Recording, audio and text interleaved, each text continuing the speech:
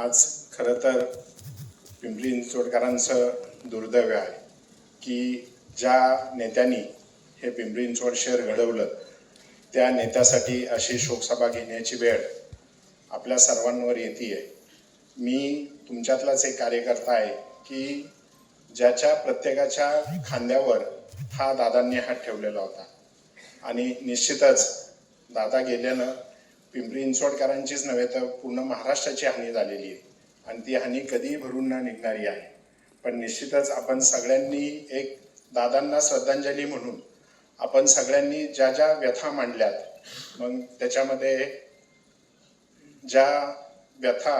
किंवा ज्या काही सूचना आपण दादांच्या प्रती केलेल्या आहेत त्या पूर्ण करण्याचा मानस आपण सगळ्यांनी एकत्रित करूया, हीच खरं दादांना श्रद्धांजली असेल. आणि मी आता जरी सत्तारूढ पक्षामध्ये जरी एक कार्यकर्ता म्हणून काम करत असेल तर प्रथम पिंपरी चिंचवडचा नागरिक आणि दादांनी तयार केलेला कार्यकर्ता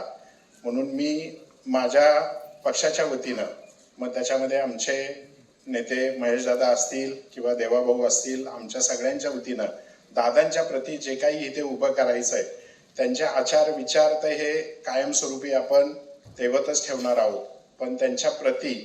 त्यांच्या स्मृती जागृत ठेवण्यासाठी जे जे करायचं आहे, जे भाऊसाहेबांनी सांगितलं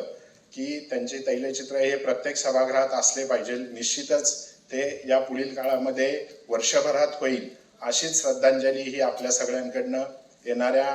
इमारतीमध्ये दादांचा भव्य असा पुतळा असेल, त्यांची स्मृती जागृत ठेवण्यासाठी. आणि आता ज्या ज्या म्हणजे ताईंनी पण ज्या व्यथा मांडल्या की विरोधकांना कुठं स्पेस दादा असतील, लक्ष्मण भाऊ असतील ते द्यायचे, तर या श्रद्धांजलीच्या निमित्तानं मी पक्षाच्या वतीनं आमचे महेशदादा असतील, मी असेल, आमचे दोन्ही आमदार असतील आणि सभागृहातील सगळ्या नेत्यांच्या वतीनं याच्या पुढील काळामध्ये दादांना स्मृती आणि दादांच्या चरणी या श्रद्धांजलीच्या माध्यमातूनच कुठेही कसल्याही प्रकारे सत्तारूढ पक्ष म्हणून कुठेही अतिरेकपणा होणार नाही आणि हीच खरी श्रद्धांजली ही आमच्या वतीने राहील असं मी या ठिकाणी सांगतो. धन्यवाद.